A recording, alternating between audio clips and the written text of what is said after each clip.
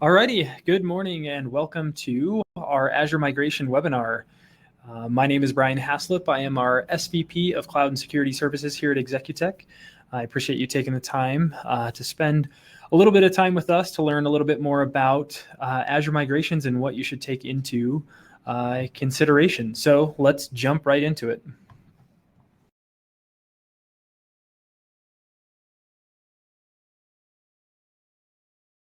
Alrighty, like I said, this is our Azure Migration session here, webinar. So today's agenda, what I hope you get out of this is why you should migrate to the cloud, why Azure, what is the lowest risk path in getting to the cloud, how can Microsoft and Executech help you to achieve your business goals and migration goals, what others are saying about the cloud, and how do you participate? How do you get in on this? All right, so there's never been a better time to migrate to Azure.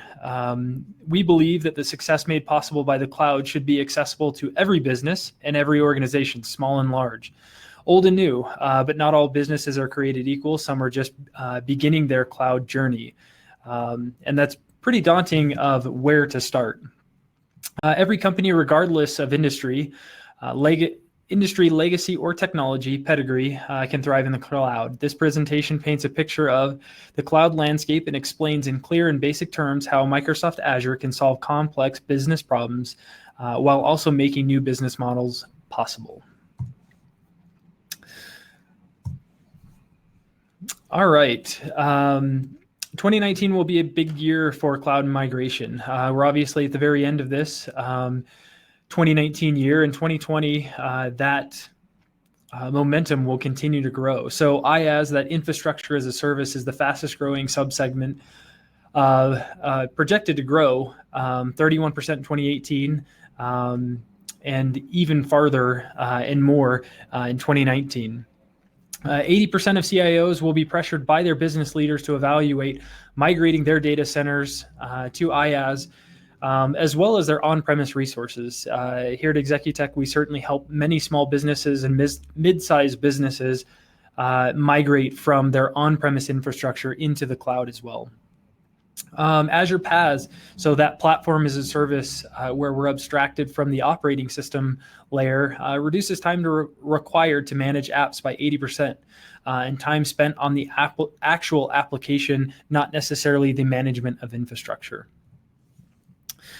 So what are the top initiatives? Why are people asked to move to the cloud, or why are business leaders being asked to evaluate it? So optimizing existing cloud use, cost savings, and moving more workloads to the cloud are certainly the top two initiatives that we see, both getting your infrastructure to a public cloud and then once you're in the public cloud.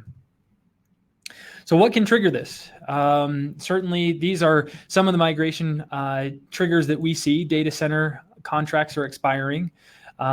Quickly integrate acquisitions, so if companies are purchased.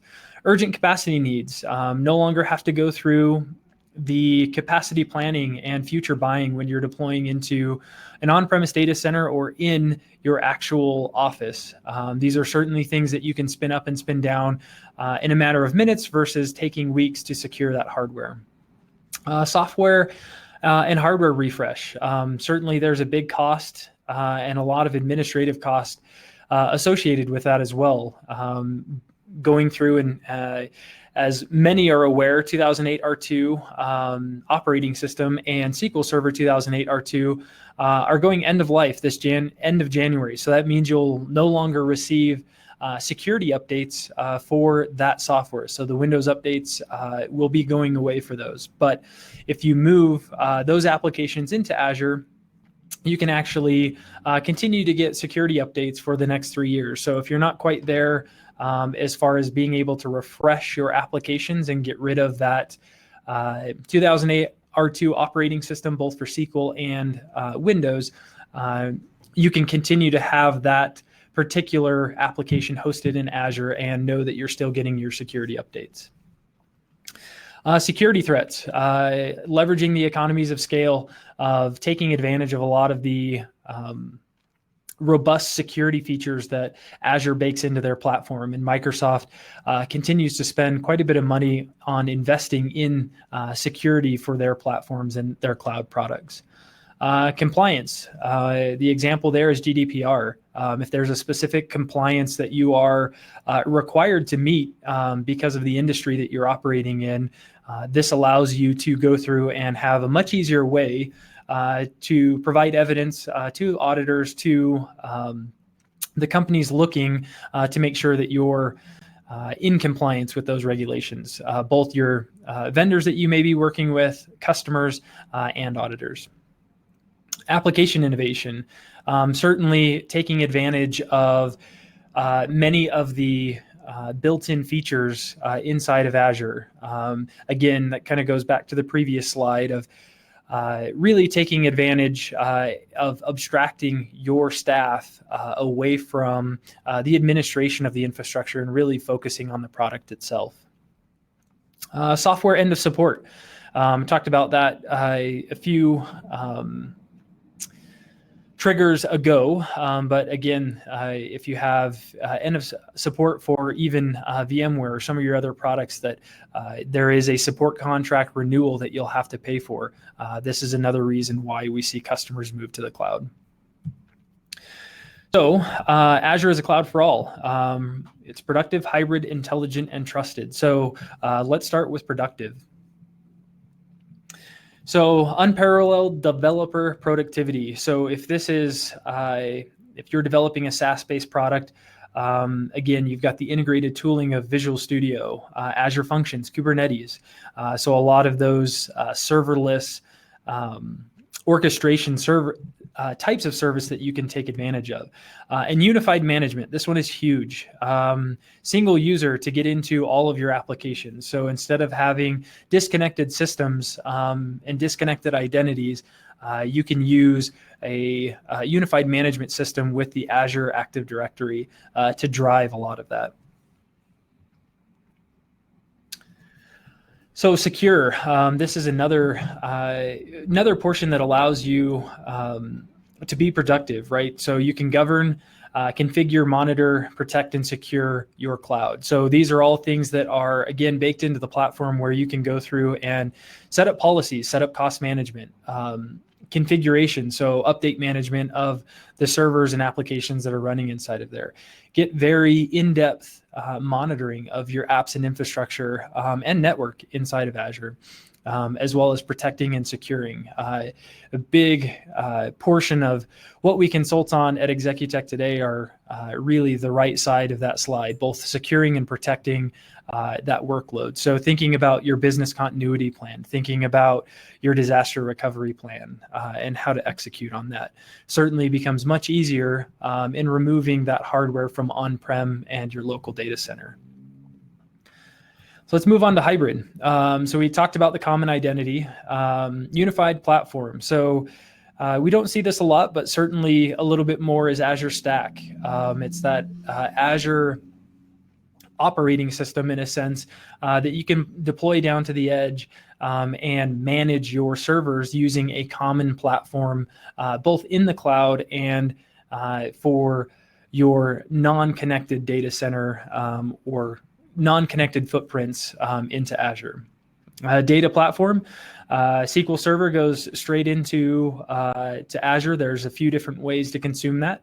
Very many utilities around your database platforms inside of Azure. And then the security and management, so the on-premise infrastructure, getting some in-depth analytics on extending those types of policies down to your on-premise infrastructure as well, managing all of that straight from Azure. So we talked a little bit about Azure Stack. Like I said, it's at the edge and disconnected. It helps you meet every regulatory compliance, and then cloud application model on-premise. So again, extending that common cloud platform down to your on-premise infrastructure. And another huge portion is AI. Microsoft Azure offers many tooling inside of the platform itself. So language APIs, machine learning workbench, Azure SQL DB. All of these are items that you can use to start to ingest and look at your data and or gather. And the next is comprehensive deep learning, machine learning. So this is a part of that intelligent cloud. So the customizable services, the tools, and infrastructure and compute. So you see on the infrastructure and compute, the GPU and FPGA. Those are two very cool things, in my opinion, that are starting to pop up inside of the cloud, where you can take your graphics intense workloads, such as AutoCAD, SolidWorks, those types of things, and move those types of workloads for rendering into Azure and offload that where you're not spending money on on-premise equipment that you may use, once or twice a week or once or twice a month. You can move those types of workloads up into Azure and pay for that when you need it and turn it off when you don't. Then the last is trusted. This is huge. There's a level of obscurity as far as is this something that we can go through and prove that we're still compliant? Is this something that we can prove Microsoft is doing their due diligence? So if you look at these certifications, I think they have around 53 certifications on their data centers currently. These are all items inside of their compliance and trust center. You can go through and get copies of these reports and include them in your business agreements and outline, what Microsoft is doing and what you're doing as an organization. But I will say there is one piece of caution here that, just because you're putting your workloads inside of the Azure data centers, it certainly doesn't mean, that you have a SOC 2 Type 2 report. There is that shared responsibility between both Microsoft and yourself to make sure that the workloads that you're deploying there is still some responsibility that you have. And 50 plus regions. This number is growing and is probably outdated by the time we put this slide together. They just announced that there's a data center region in Norway. So certainly this is something Microsoft is continuing to make many investments on and opening up these regions around the world. So right now they have 50 plus Azure regions, which is more than AWS and Google combined. So if you think about the two other larger public cloud providers, Google and AWS, Microsoft is certainly pacing ahead of both of their competitors in that regard. So in Azure Security Center, understand the security state across your on-premise and cloud workloads. Get a unified view of security across all of your on-premise and cloud workloads. Automatically discover and onboard new Azure resources and apply security policies across your hybrid cloud workloads to ensure compliance with security standards. This allows you to collect and search and analyze that security data from various sources, including firewalls and other third-party solutions. Microsoft also announced that they have what's called Azure Sentinel. This is their SIEM solution to allow you to ingest alerts from many different endpoints and make use of that data, so it's not just noise. So let's move on to the uses of the cloud. Keep your business secure and compliant, which we've touched on a little bit. Unlock the potential of connecting devices. Create new application and digital services. Take the next leap in artificial intelligence. Store and backup and recover data, which is huge. Analyze data to make predictions. So that's talking about ingesting some of that data and visualizing it. So let's move into the benefits of the cloud, time, confidence, and performance. So let's take a look at time to start. So like I stated before, you can get new servers in minutes as opposed to months as far as like securing your hardware. So certainly there's businesses that take a little bit longer than this. and shorter than this to secure resources and deploy them, right? QA them, rack them, get them available to serve up your applications. Saving time with global scale and reliable scale. With the clouds, allow you to take your unstructured data and share it around the world to build resiliency and lower latency in your apps. So things like Cosmos DB, like it outlines there. And then reduce time-consuming IT chores with the Azure monitoring and management tools. So again, if this is depends on what layer you deploy into. The IaaS layer certainly requires a little bit more interaction on the VMs. We're still responsible for the operating system of that VM, but we're abstracted from things such as hard drive failures, other hardware failures, where in that shared responsibility model, Microsoft is taking that responsibility on and simply serving the operating system up for us. Let's move on to confidence. Ensure your business continuity with Azure Site Recovery and disaster recovery. This is something that is huge in my opinion because the speed at which you can deploy this. Now, if you've ever been through the exercise of trying to make sure that you have a business continuity and a disaster recovery plan, it takes time and it takes effort and money to make sure that that happens. So inside of the Azure platform, it is quite simple. Of course, there's a price tag that comes with that, but it is very simple to go through and replicate your infrastructure across regions to make sure that if that Azure region goes down, you are able to continue to operate. And this, an important portion to note here is that the workload doesn't have to exist inside of Azure for you to take advantage of the business continuity in Azure Site Recovery. So you can extend your on-premise infrastructure using Azure Site Recovery into Azure. So that could be your business continuity plan for your on-premise infrastructure if you're not quite ready to move that to the cloud.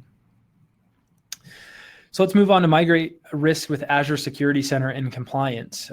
This is something that the Azure Security Center that at Executech we certainly layer on all of the Azure deployments that we are involved with, just because of the very robust power and insight that this gives us into the workloads that are sitting into the cloud.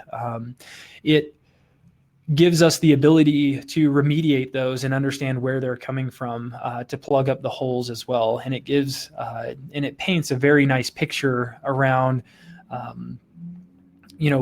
your security posture in the cloud and making sure, like I said, that we're plugging up the holes that need to be plugged. Let's move on to performance. So the nice portion of this is you stay current with the latest up-to-date Azure portal, and it simplifies your devices with pre-configured Azure IoT solutions. So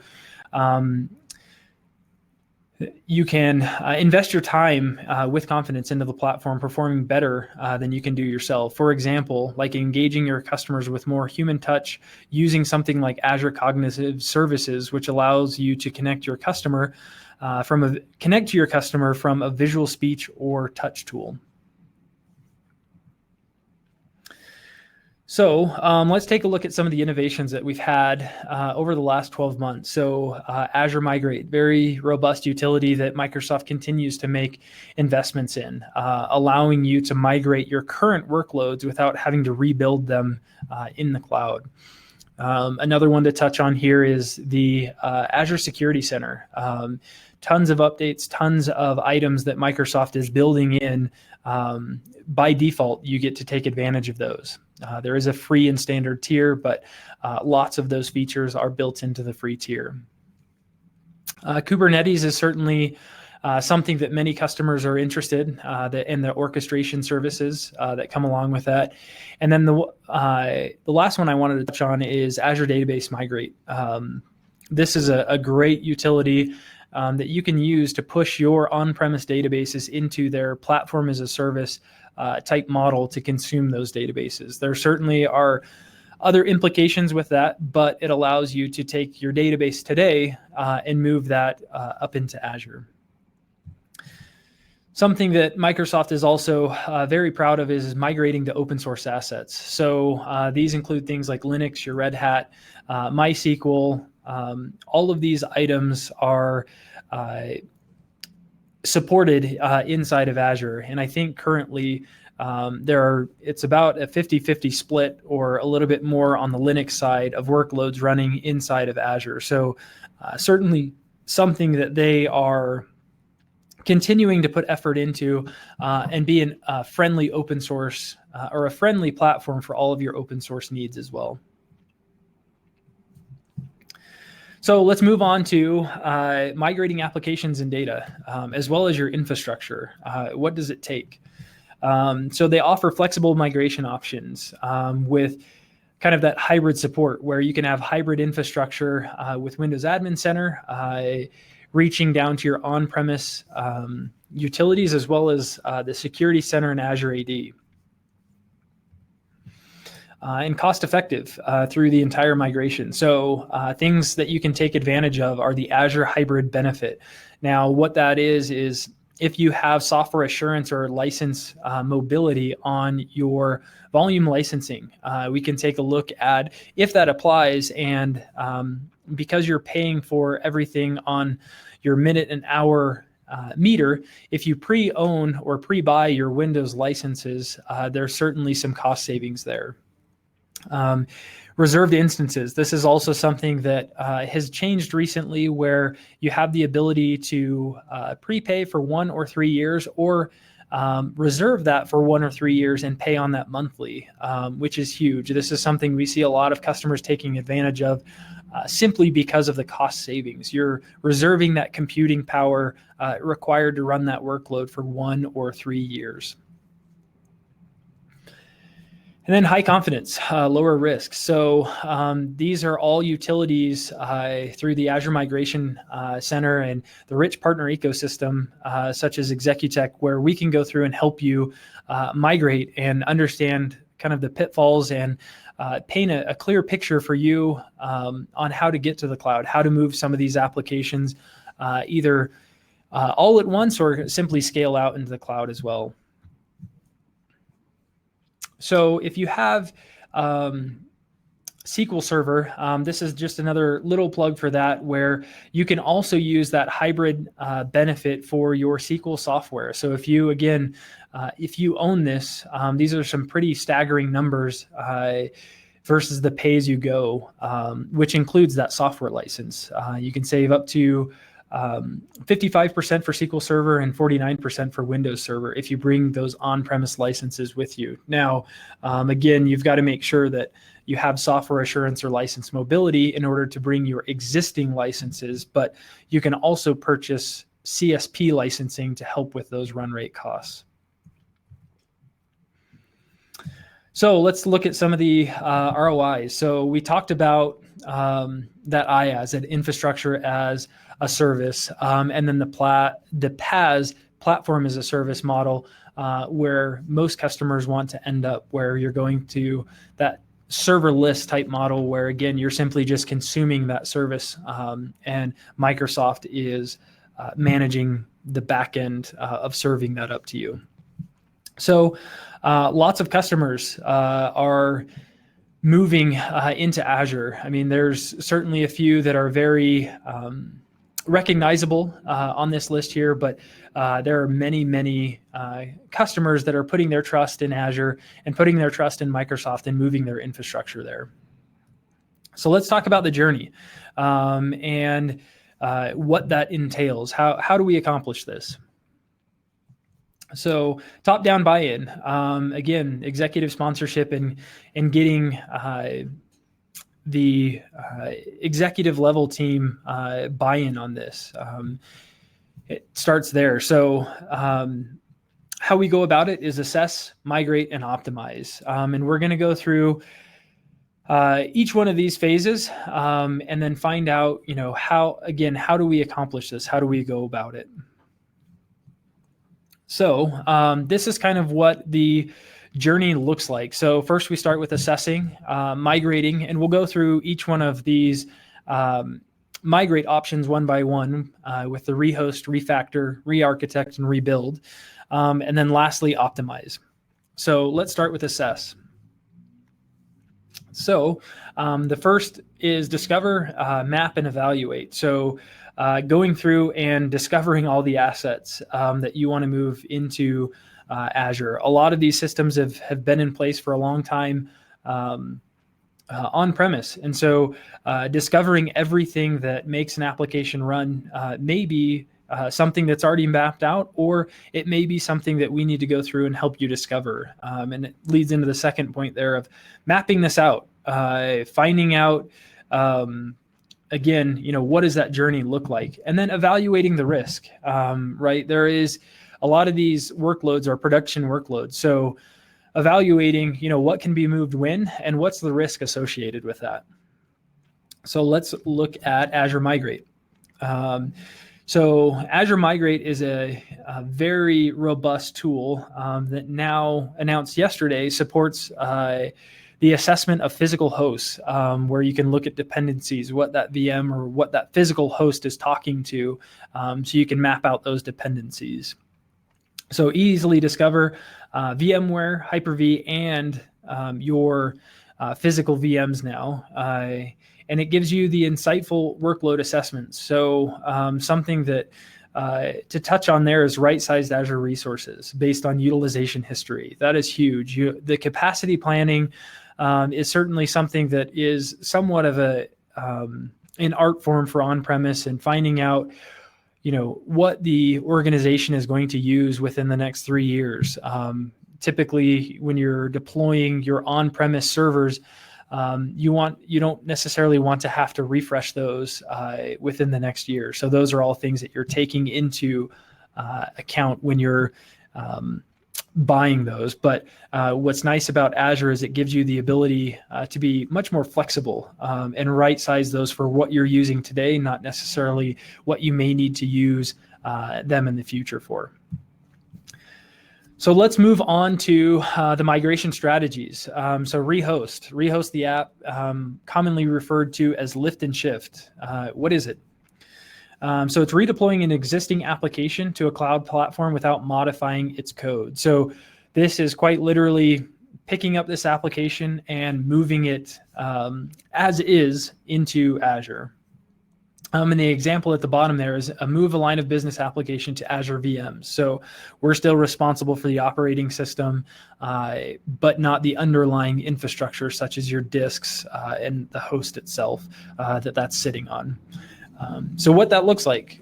So if you have on-premise a .NET application, that would move into an Azure IaaS VM. SQL Server on-premise, you would use that Azure Site Recovery or Azure Database Migration to get that over into your Azure SQL database and the managed instance. If you have a Java application, Linux, any of those, you'd use that Azure Site Recovery to move that over into an Azure IaaS VM. And then those bottom ones with your open source database, MySQL, Postgres, those are natively supported as the platform as a service using that Azure Database Migration Service in Azure. So what are some of the pros of this, right? So how do we confidently do that? With the hybrid flexibility with Windows Admin Center, if you are taking advantage of that, and the Security Center, Azure Security Center, to give you a single pane of glass to manage those resources. And then the cost effective, right? This is something that you're paying for monthly and consuming. So you're paying for what you're using, but how do you leverage that hybrid use benefit in the Azure RI to save your organization some dollars? And then comprehensive support from a single resource. And this is just a quick plug for Executech. We are a direct CSP partner with Microsoft. We have a premier support agreement that we layer on to all of our customers that allow you to take advantage of that top tier of support from Microsoft at no additional cost to you. And then how do we confidently shift those SQL Server apps to Azure? There's certainly quite a few of them on-premise. So how do we go about that? First, you can optimize that performance and security, and then the breakthrough of productivity and performance with in-memory technologies and dynamic scaling. And all of these are things that we can take advantage of once we get that workload into Azure. So seamlessly compatible migration without changing your applications, which is huge. If the development effort isn't there, that often stalls some of these projects if the platform you're moving to requires some code changes and some vetting of the new platform. Competitive total cost of ownership. So that fully managed service and hybrid benefit, certainly to take advantage of saving some dollars. And then let's look at the open source assets lastly here. Managed community MySQL and Postgres. Again, kind of that lift and shift, the language frameworks of your choice. So you can look at some of the WordPress web apps, other ways to host those applications. And then scale in seconds, right? That high availability, taking advantage of the economies of scale inside of Azure. So, and then layering on that security and compliance, and then industry leading global reach. We talked about how many regions Azure has for you to extend your application out to get that closer to your customers or where that's being consumed. So confidently lift and shift your databases. So the second portion of this slide here is kind of taking an example scenario and what you would use to go through and migrate that across. So you can see SQL Server, the target would be Azure SQL Database in your either a single database or elastic pool. And actually, some of these are out of in preview and fully released, such as the managed instance, right? So SQL Server, certainly I would consult with someone who's familiar with the platform to find out and explain the limitations of each one of those SQL Server tiers and what's the right fit for you. And at the bottom there, there's the database migration guide that Microsoft provides as well, and that's just datamigration.microsoft.com. Certainly lots of great reading there in understanding the limitations of each of those utilities and what's the right fit. So let's move on to Refactor and what that is. Refactoring is minimally altering the application code or configuration and making the changes necessary to optimize the application for the Azure PaaS tier to take a better advantage of that cloud. So the example that they give there is refactoring your existing application to an Azure App Service or Azure Container Registry, so AKS, and refactor your SQL Server to Azure SQL Database or the managed instance. So some examples of that, again, the application tier, making it into your web application, making it into the Azure App Service. And again, taking your SQL Server on Windows Server and pushing that into the SQL database managed instance. And let's move on to Rearchitect and what this is. Rearchitecting is modifying or extending the existing application architecture codebase to optimize it for the cloud. So this certainly takes quite a bit of time to go through and do before you're ready to push these items into the cloud. Top down really is which ones take less time if you're in a hurry to get to the cloud, if you have failing hardware or you need a hardware refresh. The lift and shift certainly takes the least amount of time, and then we'll go over rebuild next, but that takes the most amount of time and effort. So the example they give here is decompose a monolithic application into microservices. So breaking out your app tier into individual applications that work together and can scale, but that requires you to re-architect the SQL Server to a fully managed Azure SQL database. And again, the examples that are given here is that application tier gets moved into AKS, where you've got that container registry for each one of those workloads or each one of those roles that help run the application. And again, taking the SQL Server into a single Azure SQL database where we're abstracted a little bit more from the management of that.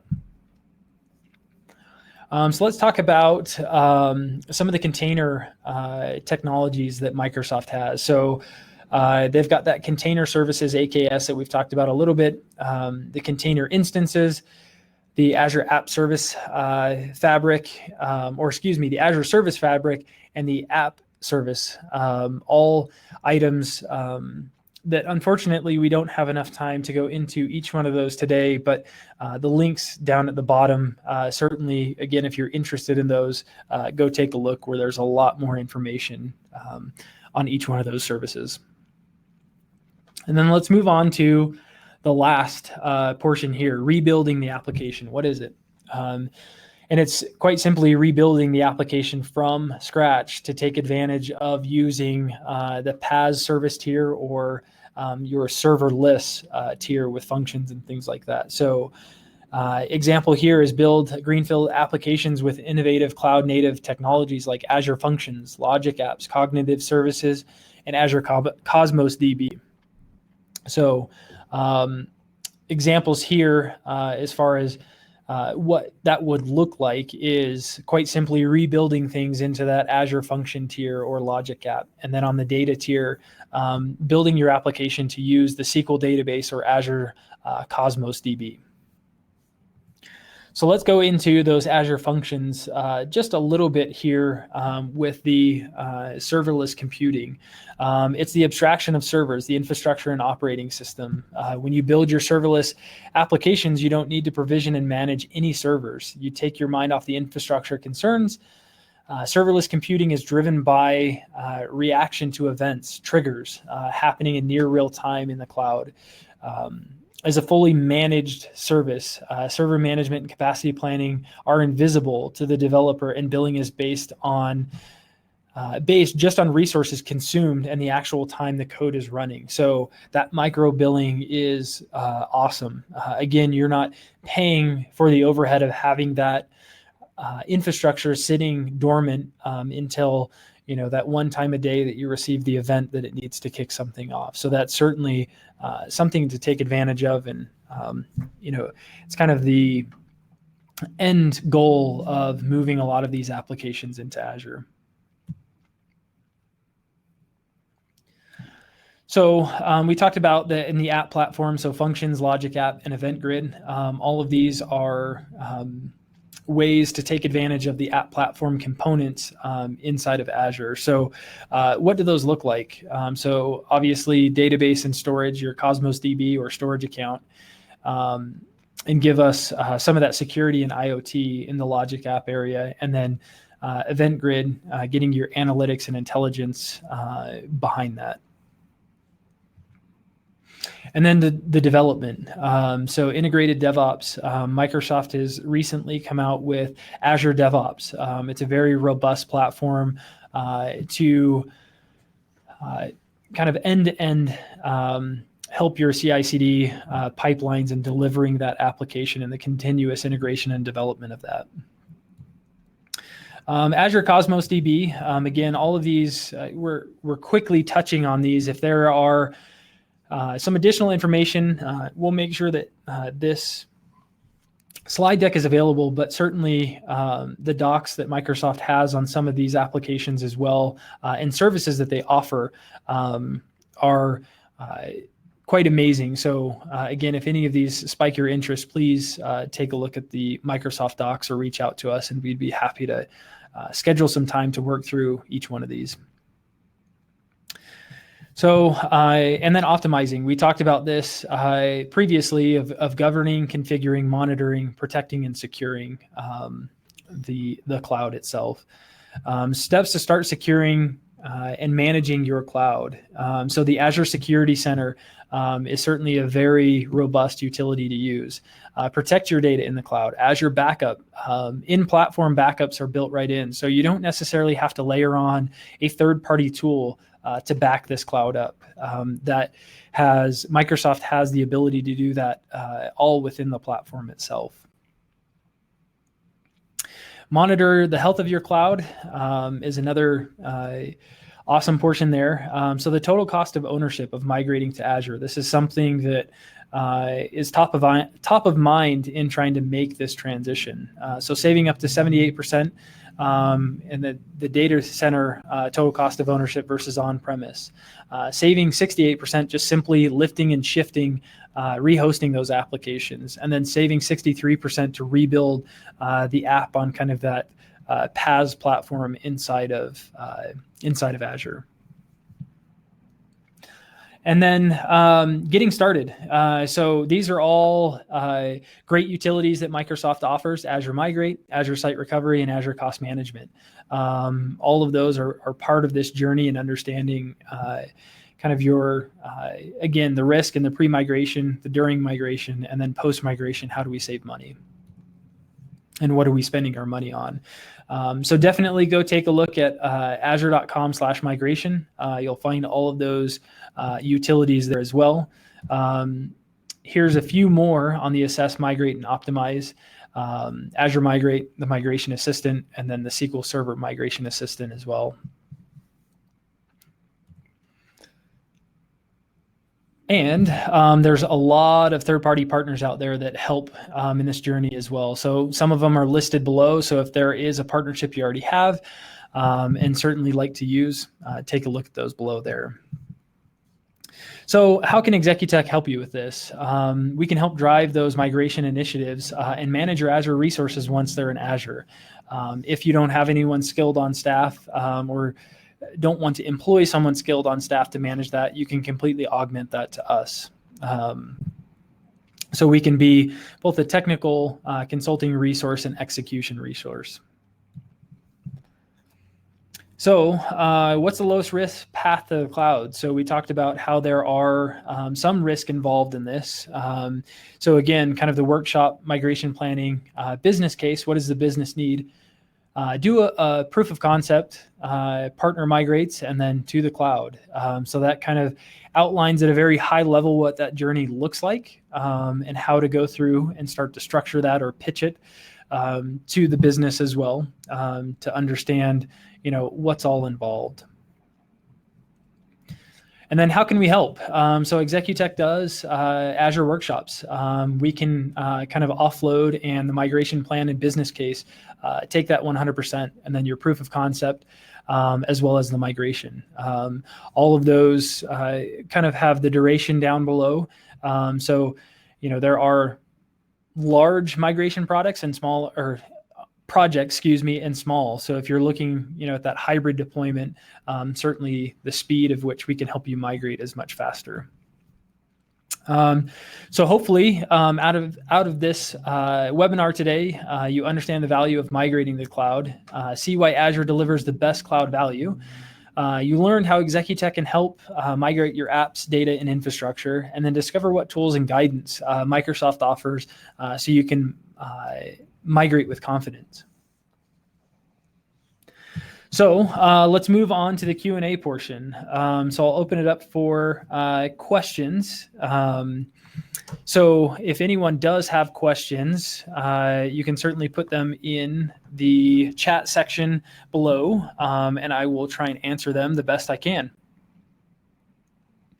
Let's see. Mike said, seems like the benefit of the cloud should be the redundancy. Why would we have to pay for that replication?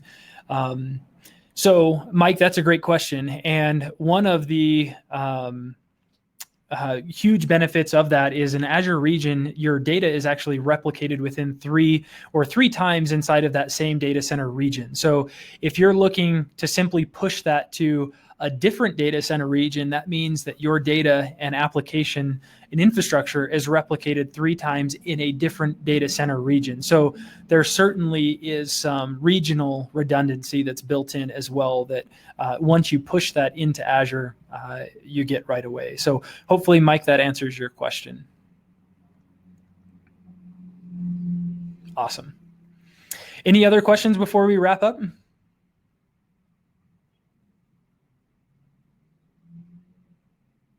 Alrighty, if you guys do have any other questions, please reach out to Executech. We'll certainly answer them. I appreciate you taking 45 minutes of your time and spending it with us to learn a little bit more about Azure and the cloud. Certainly look forward to seeing you guys next time. Thanks, guys.